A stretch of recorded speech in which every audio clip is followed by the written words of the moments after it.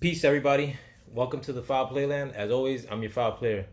Make sure you subscribe to my number one subscriber, Queen Louie, where he has a new video up on how to get rid of bed bugs from your bedroom or the Medicaid cover missing teeth on your dental insurance, quote unquote. Having said that, I wanted to make a video regarding what Bud Crawford should do to make that fight happen between he and Errol Spence. If you're not aware, Errol Spence just added a few more straps to his arsenal. I believe he's holding 3 belts at the moment. After he beat Sean Porter this past Saturday on Fox pay-per-view. Bud Crawford has the misfortune or made the bad decision of re-signing with Top Rank over a year ago. It had to have been over a year ago. So it made that fight between he and Errol Spence that much harder. Neither one of them has really made mentions of each other as much as I would like. Like if they both really want that fight. And I'm not gonna give credit for somebody like for mentioning somebody more unless they're like going out of their way and constantly like calling him out like Wilder was calling out Joshua, like, you know, where you knew for sure that Wilder was pursuing that Joshua fight. That to me is like a legit call out, not like, you know, the strong silent type like don't make me call your name out type stuff that fucking Mobb Deep was doing back in the day, like in their first album. Like, you know, Ether is a call out. Like the shit that Mobb Deep did, not a call out. You know, fucking over by Jay-Z is a call out. The shit that, you know, the whole don't make me mention you shit, like to me that's leaving me guessing. You know, I don't want to guess. Like I'm dumb. I'm a dumb consumer like with these things. I like to know that Boxer A is really going after Boxer B, and it makes me or helps me in my decision as to who's really not wanting to make that fight and who is, you know, really pursuing these fights. Having said that, I don't think that as far as like within the media or as far as calling out people that Bud has distinguished himself more than Errol Spence has in calling out Errol Spence, and I don't think that Errol Spence has distinguished himself in calling out Bud Crawford. I think neither one of them is really calling out the other party. But a lot of people say that both of them are like the strong silent type, that they don't like to do their business in that fashion. I mean, and this is more like directed at Bud. That's not Errol Spence's problem. Like, frankly, fucking if you really want that fight, you should make it. And if you feel like that they're like trying to avoid that fight to a degree by fighting somebody like Danny Garcia next, rather than like making any mention of you, I think you should get out in the media and fucking make terms for that fight.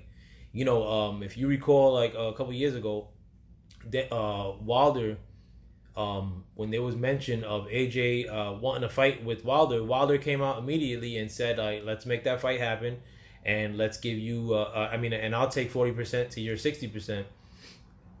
And that was one of the real big things that fucking kind of like sold me on Wilder. Like, I mean, or like one like the reason that Wilder at this moment is the boxer that I support the most, because he he's never shied away from that action.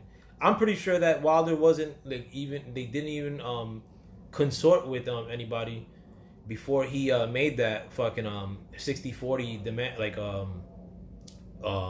call out or demand, whatever the fuck have you. He just fucking went out and did it. You know, I like that, bro. Like, I don't like for you to fucking go back and talk to your promoter. Your promoter's not gonna tell anything to you that more like that I'm likely gonna like as a, or likely gonna agree with as a boxing fan. Your promoter's gonna say some fucking savvy shit for you to make money, like fucking while you're taking on lesser competition. I mean, like fucking and that's what Bud Crawford is gonna be facing, like fighting Mean Machine here shortly. fucking and that's not a, that's, I'm not gonna pay for that fight 1 iota, bro. I could be fucking bored as shit, and I'm not gonna pay for no fucking Mean Machine. I don't even know what Mean Machine looks like. Fucking but Bud Crawford should go out on a limb. Like right now, you're holding one belt to Errol Spence holding multiple belts. Errol Spence a bigger name than you. I'm not saying that's no excuse and that you got to eat shit in negotiations, but you should probably throw out a salvo or throw out a percentage, and I'll give you maybe say 35 to 40. I mean 35 to Errol Spence's 65% split, or say 40-60 like Wilder did. When Wilder did that, I think a lot of people, being that was the first thing he said, like I think a lot of people, even the people that were pro Wilder like myself, knew that was probably a starting point in a negotiation, that maybe it would have went down to a percentage split in the 30s, like Anthony Joshua had given Joseph Parker and I forgot who else, but that it would eventually go down to something within that frame, like, and that the 60-40 was a starting point that was suggested by Wilder. So fuck it, bud, do the same and suggest that you're down to do 60-40 in favor of Errol Spence to make this fight happen. Like the whole, like, you being diminutive and in the sidelines and quiet, like I'm not gonna fucking vouch for that shit. Like, cause shit, like Errol Spence is like fucking diminutive and quiet and like fucking more on the sideline and not in the camera all the time. So what the fuck? Like, if you really want that fight and like, you think that you're like not on the receiving end as far as like the negotiations go, which you're not. Like fucking, you hold less belts and you're selling, you're making less money than the guy. Throw out the 60-40. It's like fucking some people have said that Bob Arum's not gonna make that fight unless it's 50-50.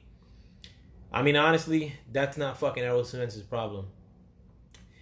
I mean, would I like for him to take that fight for a 50-50? Absolutely. And I think it would actually be a good move if he could beat Bud Crawford, because he would be the unified champion in welterweight. Every fight he would have after he beats Bud Crawford, which I think he could beat Bud Crawford. It's a 50-50 fight. Like, it's a very tough to judge. But every fight that he would fight, if he were the unified champion of the welterweight division for Errol Spence Jr., after he beats Bud Crawford, would be a humongous fight. That's a no-brainer pay-per-view match every time, like, you roll out. I mean, and when you eventually roll up to 154 pounds, all those fights are pay-per-view worthy too, man. Like, so I mean, like, it's if he were to just get that fight out of the way now, and even at the cost of doing it at a 50-50, I mean, like, that would suck. I mean, I don't think, because I don't want to see fucking Bob Arum get paid at all, fucking because I think he's a fucking pariah. But if that's what it takes, I mean, like, and that makes the fight happen sooner, like, I mean, outstanding. But that's not Errol Spence's obligation to really go on his ass and like fucking make concessions like for Bud Crawford. I think Bud Crawford should grab a hold of the reins, not let Bomac negotiate for you, and you really got to start going out there and fucking calling Errol out. Otherwise, I mean, like, like, it's kind of like it's falling on you. Do I want to see, like I said, I just made a video that I don't want to see a Danny Garcia fight with Errol Spence next. Not at all. Like, but that's I think it's incumbent upon like Bud Crawford to really start grabbing his career by the reins and calling out Errol Spence if he really wants that fight. If not, I mean, like, you're both at a standstill and the fight won't get made. All right, that's my time today. Like, fucking please subscribe to Michael Johnson Boxing Talk and More, and Lowe's Dawkins the Pimpin', the only place at the moment where you catch me live, and that's at random times. Fucking hopefully not in the future, but yeah, that's it. Peace.